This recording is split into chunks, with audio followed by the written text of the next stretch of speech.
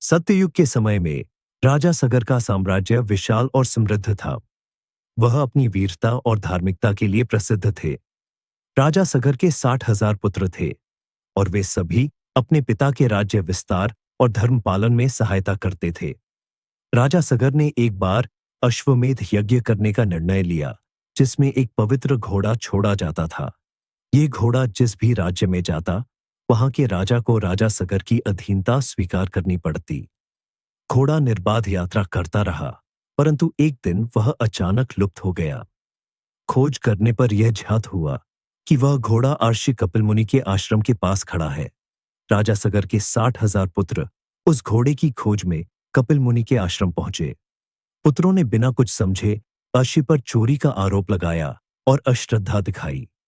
कपिल मुनि गहरे ध्यान में थे, लेकिन उनकी समाधि भंग हो गई। उन्होंने अपने तपोबल से उन सभी पुत्रों को भस्म कर दिया। राजा सगर को जब यह समाचार मिला, तो वे गहरे शोक में डूब गए। उन्होंने अपने पोते अंशुमान को आदेश दिया कि वह उन पुत्रों की आत्माओं को मुक्त कराने का उपाय करे। अंशुमान ने कपिल मुनि से क्षमा मांगी और उपाय पूछा। आशी ने बताया कि राजा सगर के पुत्रों की आत्माओं को तभी मोक्ष मिलेगा जब देवी गंगा धरती पर अवतरित होकर उनकी भस्म को छू लेंगी।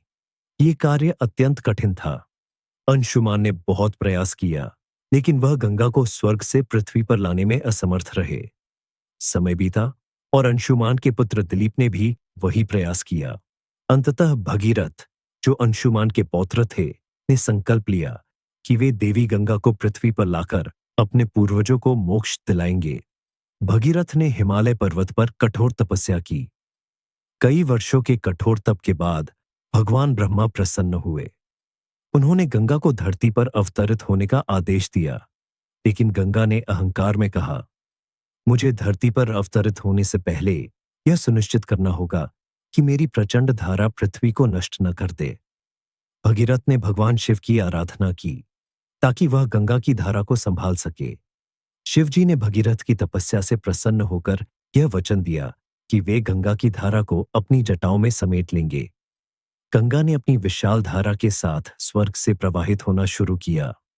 जैसे ही वह नीचे उतरी, भगवान शिव ने उन्हें अपनी जटाओं में कैद कर लिया, जिससे उनकी प्रचंड धारा धरती पर कहर न बरपा सके।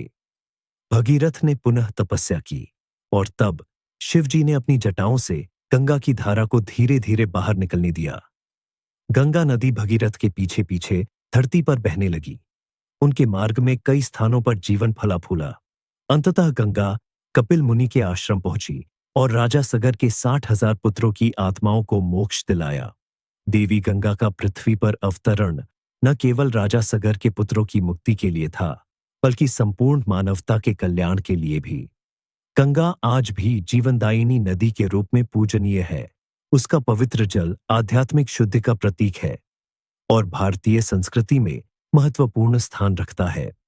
इस प्रकार गंगा का पृथ्वी पर अवतरण एक प्रेरणा है कि धैर्य, तप और समर्पण से असंभव कार्य भी संभव हो सकता है।